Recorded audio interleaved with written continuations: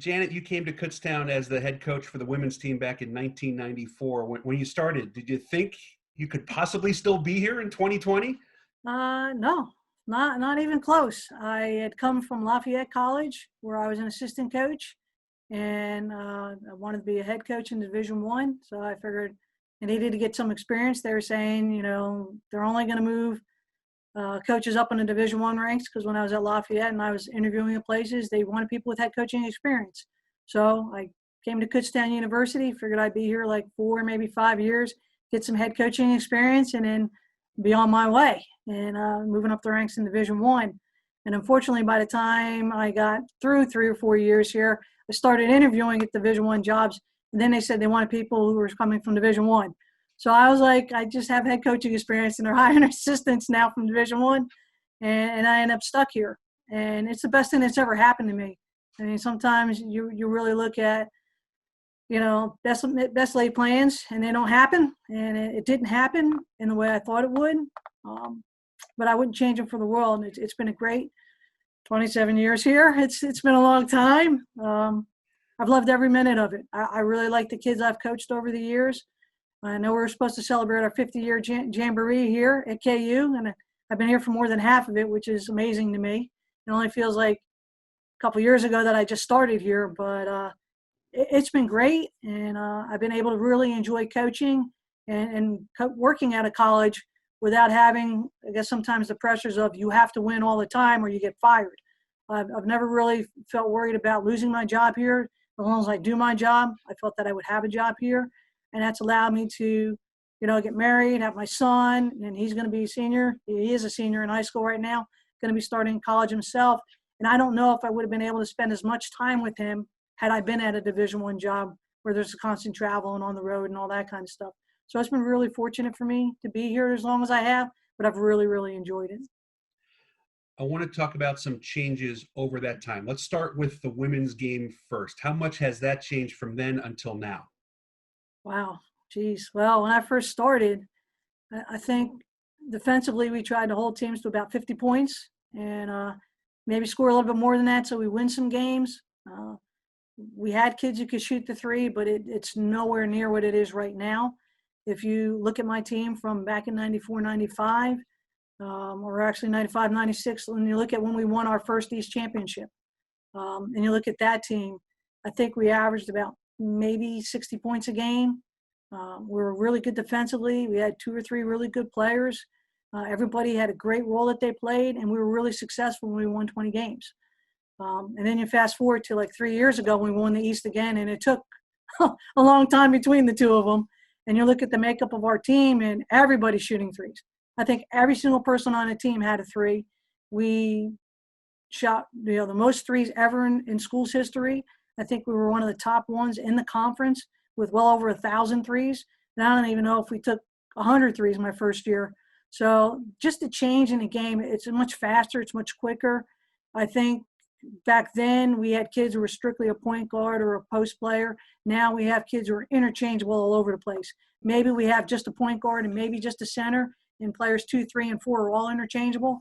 Sometimes our 4 and our 5 are interchangeable. But the kids' skills for all these levels and all these positions have drastically changed. They can all shoot the three. They can all handle the ball. They do everything, and then everything pretty well, so that we've really opened up our game. It's a three-point game.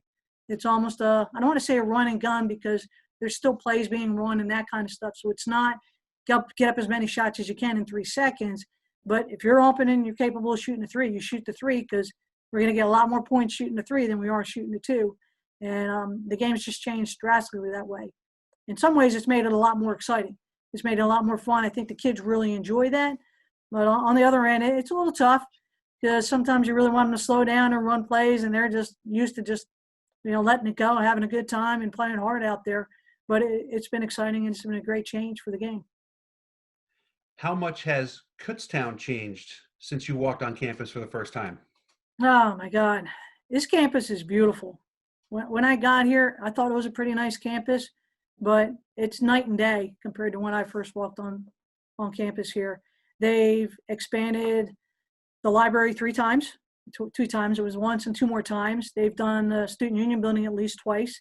They renovated Um, let's see, so many buildings here. The science building's been renovated. The Georgian room's been renovated. I mean, they've done so many upgrades to it.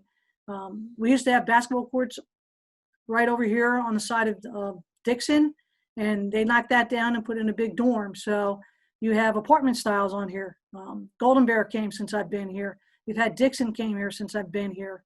So just the apartments now, as opposed to traditional housing, has grown at KU.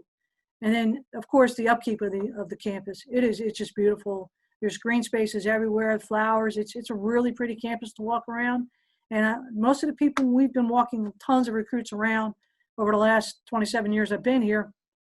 They love this campus. It's a beautiful campus. And even if you never played, you can see yourself going to this college. And I think that's a huge trademark of this school, of how beautiful this campus is. And one of the reasons why I like working here every day. I want to take you back to your playing days at Rutgers, because you had a chance to play under one of the best in Teresa Grant. How much did that formulate what you are now as a coach? Well, I've had to adapt and change, and I think it goes back to how playing basketball, in the early 80s and when I played in college in the late 80s, it was way, way different than what it is now, I believe. It was very much a professional aspect to it, and that could also be playing at Division I. Is a lot different than playing at Division II and Division III. One was like a business, and I loved it. I loved my job. Every day I wanted to go there and compete, and she was really, really intense. Like, people would think she was probably overly intense, but I loved it. She was very, very competitive, wanted to win every time she stepped on the floor, and she demanded everything out of us every time we stepped on the floor to be our best every single time and to play to win. And we did that. And the difference in that and when I came here is I was very demanding, just like it. And I think I learned a lot from Teresa, like, very demanding. Let's get our X's and O's. Let's really execute and compete. There's no room for error. We got to master this. We got to do this right. And I find as I get older and older with the way the players are more and more, it's not so much about being 100% perfect anymore. It's about really enjoying playing and being the best that you can be. Yes, they still want to win, but they want it a little bit more enjoyable than being a job. It's not their job for them, at least at our school here. It's they love to play, and they want to play because they love to play. They want to win because they're out there trying to give it everything they have, but it's not do or die for them, which is different than what it was when I played. Like, there was no losing. We're just winning. That's all there is to it. And we achieved a lot of things, and I have a lot of great memories, but I don't know that the camaraderie of all the players that I played with, and I'm still close to a bunch of them, is not 1 through 15. It's for the kids who played and had that same kind of intensity that I have, is still who I'm still close to. Whereas here, when I talk back to our alumni, they still talk to everybody, whether you were a walk-on, whether you were the best player. They just had such a great time being together and being around each other. And I think I've had to learn that over the years of really enjoying the experience with them. And, we don't look back and now and go, hey, how many points did you score or what you did here? It's more about, hey, we went to Puerto Rico a couple years ago. That was really fun. We rented a house and everybody stayed together. Or we went to the park and we did these picnics and stuff. It's more about the team as a collective and a whole than necessarily about basketball or what was actually done on the court, X's and O's. And yes, we still talk about those things and winning the East for a couple times and being in championship games for the PSAC. The one year we actually was in the championship one, the other ones when we were fighting for an East title. But those kind of experience, those kids remember all those games and stuff, but it's the stuff that was off the court that they really talk about more so than, the achievements necessarily that were on the court. You mentioned you're the parent of a high school student athlete yourself. Yeah. Has that changed your perspective and approach to coaching?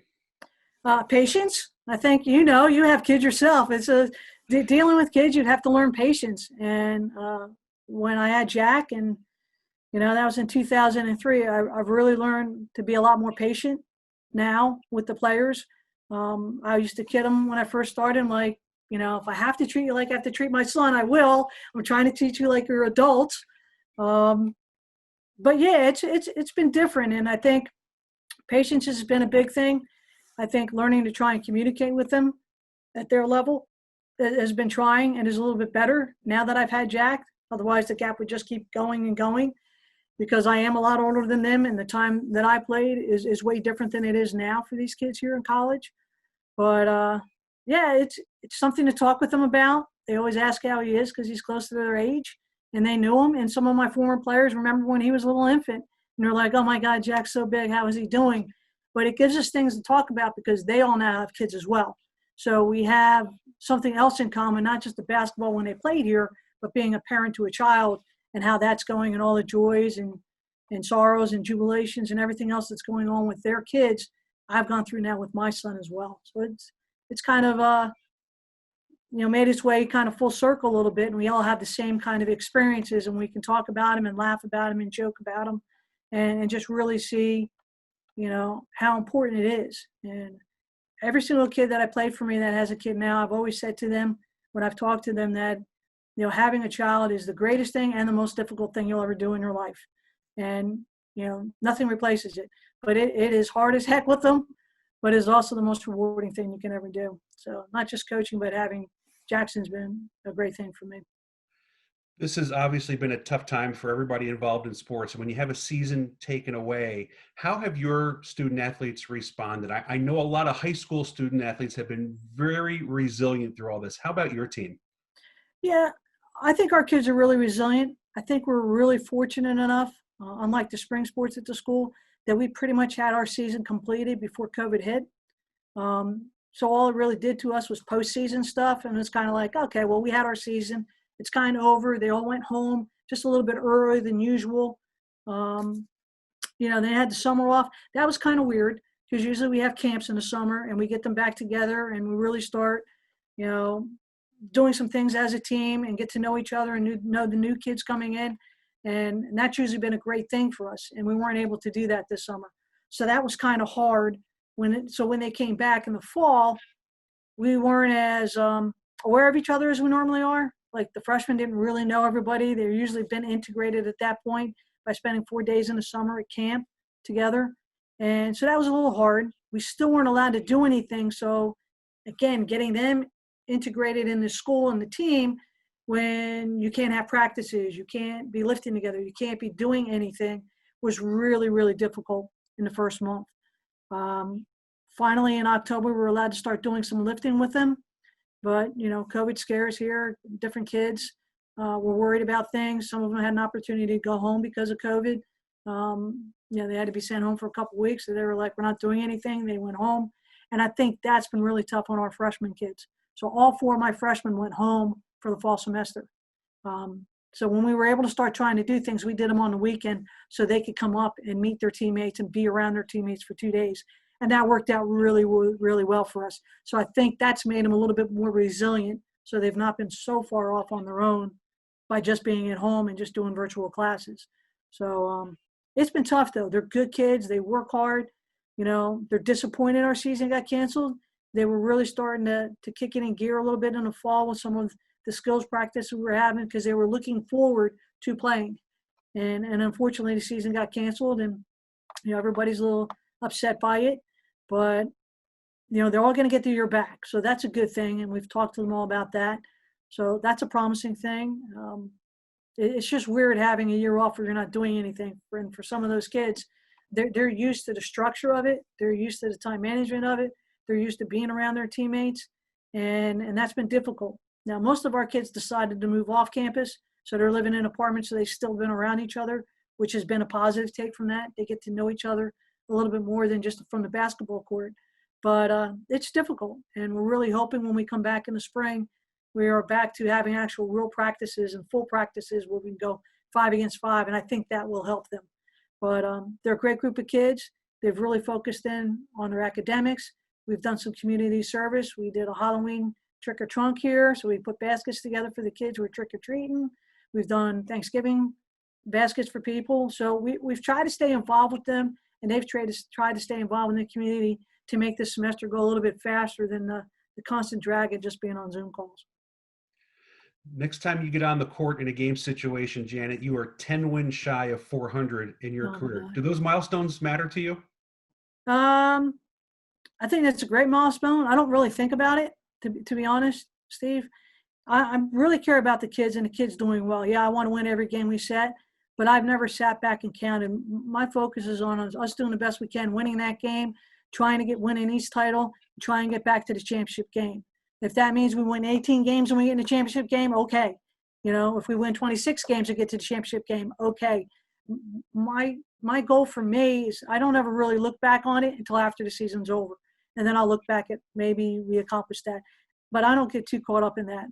I did when I played, but it was different. I was playing. We were trying to go for a championship and wanted to win a Division I title. So I always cared about winning every single game and doing that. Now I want to win every game, but I don't ever look at it. How many games have I won? It's not about me. It's about the kids on this team and making it the best experience for them. So I'm more concerned at who maybe is close to 1,000 points or who maybe can get this or how we can help them maybe get a record themselves. It's not about my records. It's about something for them that they can look back on and really have that kind of a memory. Mine will be over when I'm done. I said, if you coach long enough, eventually you reach milestones. So, I didn't even know I needed 10, but thanks. Now I got a little pressure on me, right? Just a little. Just a little. We just got to get playing again. I'll be happy when we start doing that. I want to end by putting you on the spot a little bit, because after all the games that you've coached, do you have a favorite game or a favorite individual performance by one of your players that comes to mind? Wow. I've had lots of kids do many things as far as individual performances. I think it's more people that I remember more so than necessarily performances. But if you're asking a performance, probably the first one was Amy Wall scoring 39 points in a game. That was pretty remarkable. But, I mean, we've had tons of kids score their 1,000 points, shoot really well from the foul line, like be 100%. We've had kids make a ton of threes. A game that sticks out to me is when we played Lock Haven in the playoffs. And we had 43 points, but I never would have guessed we'd only make 2 baskets. We made no free throws, 2 baskets. A 2-pointer to start the game, a 2-pointer to end the half. Everything else in the middle was threes. Never would have guessed that. And we shot phenomenal and ended up with 43 threes or 43 points in that half. So, like, that's a game that sticks out just because of the craziness of what that was. Like, really? We made 2 baskets, no free throws, and everything else was a 3. That's insane to me for a whole half. Obviously, the second championship that we won, which is most recent, was really dear to me. Kaylee Fugel is one of my most favorite players. Wasn't a superstar or anything, but that kid, she just loved to play basketball so much, and she had come off of 2 knee surgeries, and here she was in the championship game. So that game holds a special meaning for me, for her, because of how far she's come. And she was a walk-on on our team. So, I mean, what are you going to do with that? But we're in a championship game, and we just beat Cal and we're playing IUP, and it's at KU. Like, I remember that, and that was probably going to be one of the most fond memories I have of coaching. But so you got a couple here and there, but it's the kids. I've had some great kids, all the way from kids when I first got here. Jen Wybe was a freshman. I didn't recruit her. She's still one of my favorite kids. Amy Wall was my first recruit, all the way through. I have Karen and Kaylee, who were walk-ons. Andrea Doherty, another walk-on, who had great careers here. So I'm excited about them. And then obviously you have the kids that you know about, like Robin Avery and Melissa McQuaid and, Meredith Starr and, Riley Durr, who's playing for me right now, and Casey Ramoldi, who's playing for me right now. There's some really, really talented kids here who's had some great careers, but it's just really all the experiences and being around them and the fun times that we've had and seeing how much they've grown since they've left here and, what their lives are like. A lot of them are married, they have kids, and they're doing on. And I really hope they have fond memories of being at KU and the time they spent here. That's really what's important to me. It has been great reminiscing with you. I really appreciate the time and wish you continued success. Thank you, Steve. I appreciate it. Happy holidays. It starts as a golden bear, but where you finish, that's untold. Because when the raw materials are put in the right hands, that's when you strike gold. It's good to be golden.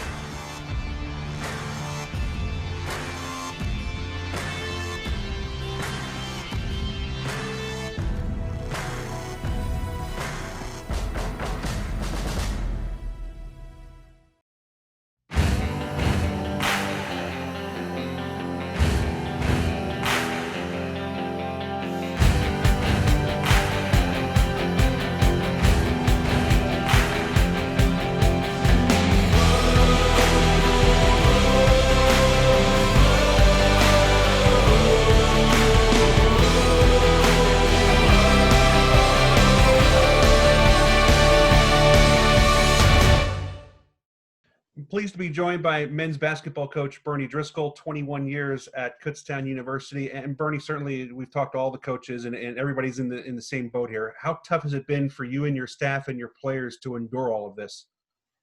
Well, thanks for having me. You're in uncharted waters.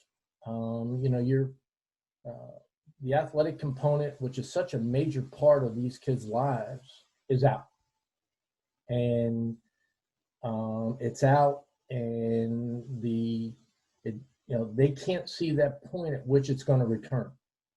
We said it's going to return, and then we take it away. We said it, we put another date, and we take it away. So, the athletic component is difficult. I worry more about my players' health, mental health, focus on academics, ability to overcome another obstacle placed in front of them.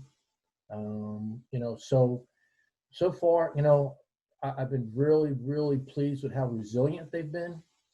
But we're going to get to a point where, it's going to break.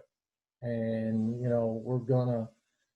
we got to make sure that these young people are supported and, that they do see that there's an outcome here. We're going to get out of this. And let's position ourselves to get out of it as strong as we possibly can be. And, that's what we've been pushing and preaching. And, but I'm worried. I'm scared to death for my kids and, going back to, Philly or Chester or Coatesville. And there's not a lot of good going on, so, we talk to them almost once or twice a week, every other day, make contact with them. But, I feel much better if I had them up on campus and practicing and playing. And that leads me to the next question. I mean, there's so much structure in the program, whether it's team meals and study halls and things like that. How much do you miss not being able to have that with your team? I went up last night just to sit in my office, just to act like I'm coaching or something, Athletics is routine. I think you and I just know when I was playing, my best grades were when I was in season. And a lot of these student athletes need that routine. They just need the time where they need to be lifting, the time they need to be with their teammates. And I mean, we're asking these kids to practice and then go back to an apartment and not talk to anybody. You ask anybody what Kutztown men's means to them athletically, the first thing they do is they talk about the relationships that they have. So we've taken the sports away from them, the practicing and stuff there. You also don't realize you've taken a lot of relationships away. You stopped a lot of relationships in their track. And that's hard. That's hard for a young 18, 19, 20, 21-year-old to just say, you know what, I understand the athletic part of it. I understand the academic online stuff, but now I can't talk to my friends. That's hard. And I think it's a lot to ask of a young person to do. I'm glad you brought up the playing days of Bernie Driscoll. I didn't realize you were such a star at Dickinson. Are you football receiving records? What type of player were you? I was one that caught the ball and ran out of bounds. I made sure that there was as little contact as possible. I grew up, I got into basketball really by mistake. I was a football coach. I played football and baseball in college. I loved playing rugby. And I loved basketball. I just wasn't that great at it.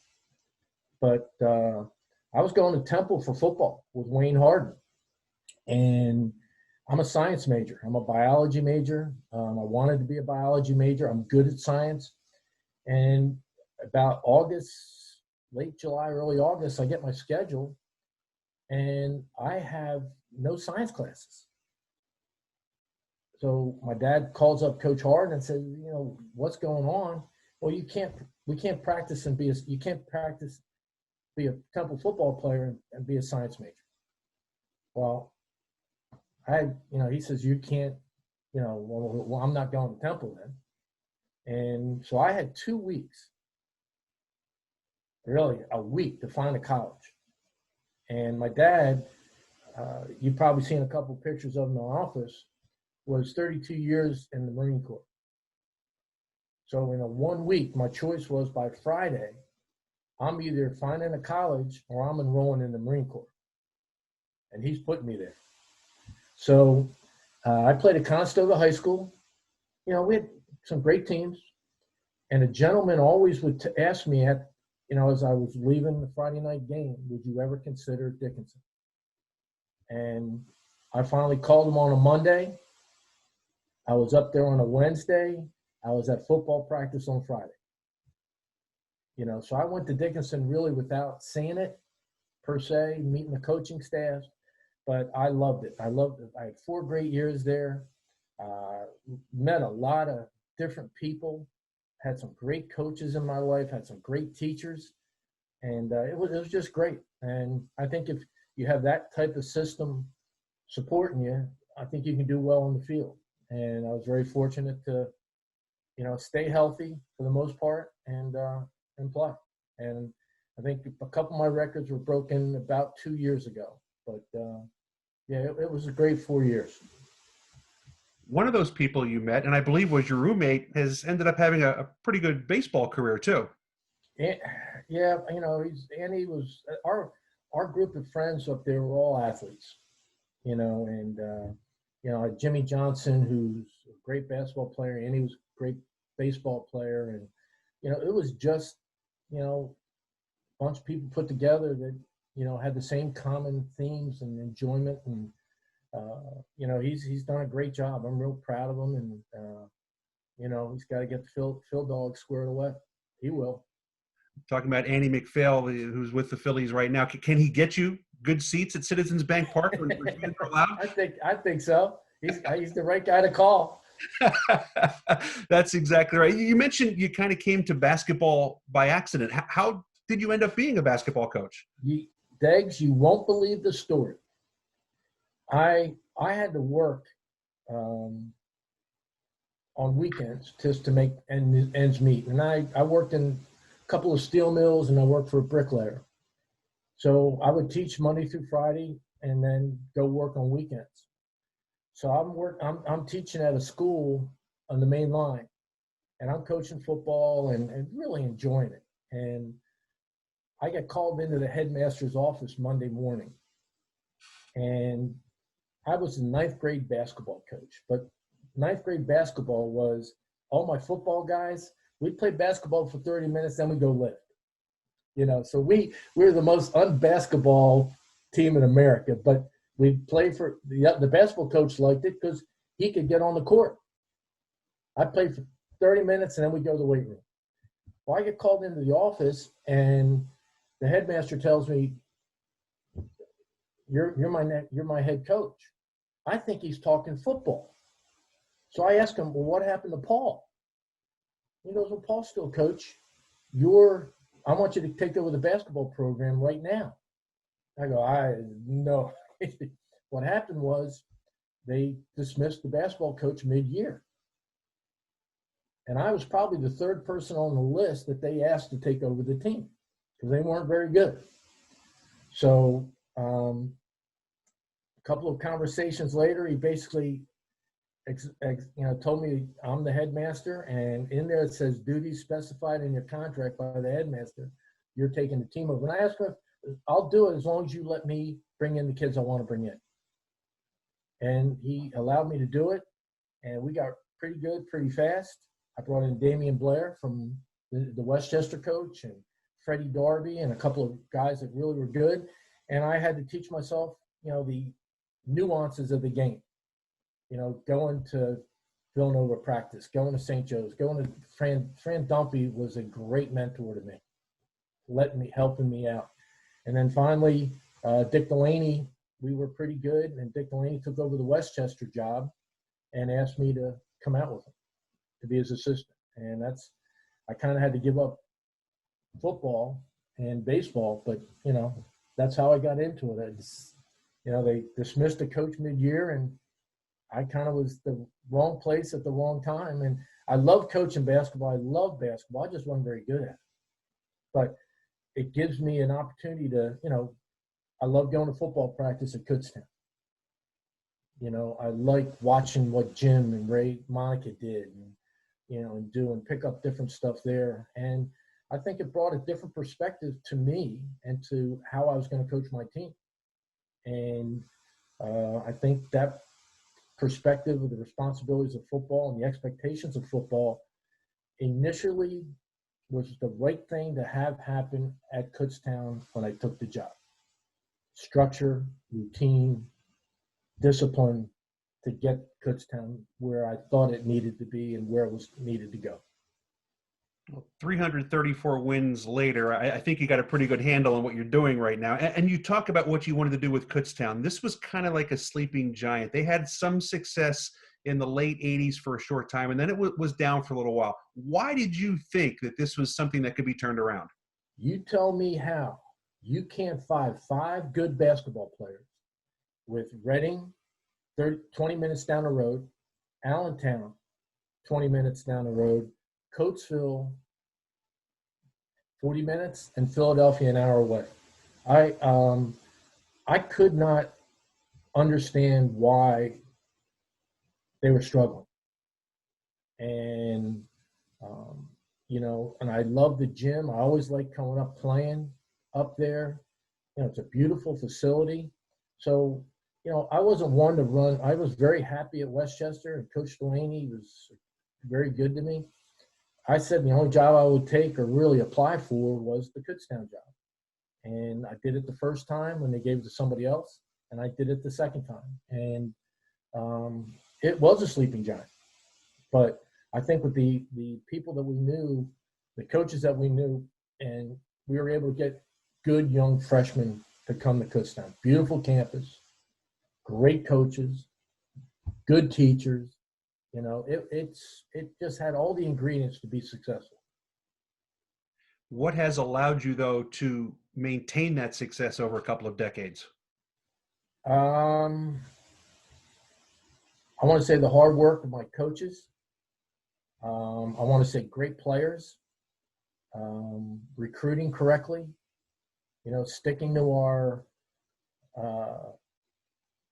guns with what kind of student athlete we want at Kutztown. Not really, I'm going to say it's going to come out the wrong way, and I don't mean it to be. Let's not take a student athlete at Kutztown that isn't a Kutztown person. Let's keep our structure and model correct and stay true to it. There are a lot of good basketball players out there that would come in, probably have a good year, but I'm not too sure could do all of the expectations and the accountability that my staff and I want. And it's not fair to that student athlete. So there are many times, I'll just say, what, we're just not the right program for you right now. And I think we've been very lucky with, that we talked earlier, Jeff Brickus, Bilal Salam, Stevie, Dave Ben, Ethan Ridgway, Austin Beidelman, Ryan Conley, Wes Butler. I mean, he talked about these are great student athletes, but they're even better people.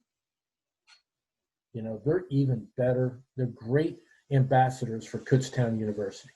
They love Kutztown University. And, so I think we just stayed true to that type of student athlete that we wanted to coach. Your wife, Liz, very supportive at the games, and you guys have 3 kids who have done some wonderful things. Let me give you a chance to brag. Talk about what your kids have accomplished in their lifetimes. Well, first of all, basketball was so time intensive. My wife, Liz, had to raise most of the kids. So I wasn't there to really mess them up. But our oldest daughter is, a teacher down in North Carolina, was a great swimmer at Wingate University. My middle daughter played field hockey for the top level field hockey, played for the U.S. national team, has coached college field hockey, so she's done well. And my son is a swimmer at American, is now a diplomat in Africa, in Zimbabwe.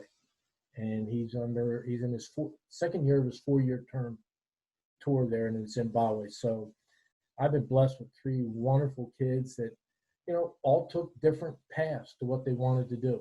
And,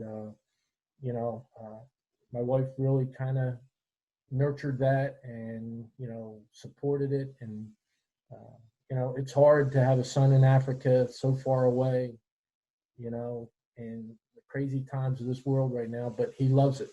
And my daughters love what they're doing and teaching. So we're blessed. We're very, very blessed.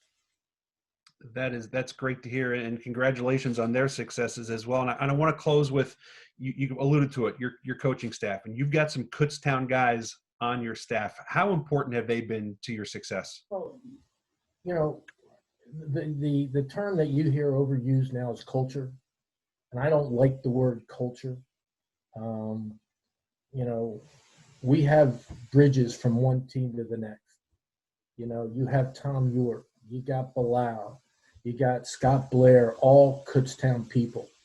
And I felt very, very strongly that if we were going to ever get to the level, the NCAA level, the PSAC level, get to the Sweet 16 games, you got to have people who love the university. You love Kutztown University. It's a great school. And what better ambassadors and role models for my student athletes to look on the court. There's Tom York. There's Bilal Salon. Here's Stevie Dennis coming up to practice. Here's Dave Ben coming to practice. Here's Mo Williams Sr., Tom Eccleston coming back, Jody McMullen coming back, just to help out, just to give that one piece of advice, or just to be, kids, here's my cell number. You got something, you give me a call. And, to me, that's the backbone of our success was, I got guys that love Kutztown. And every day in practice, they show that. And they show it with their free time. And it's special. I mean, it's something that it was really important for them, for me, and for our team. Well, Bernie, great talking to you as always, and anxious to see you and your very talented team back out on the floor very soon. Thanks for the time. Thanks, Dags. You have a good day.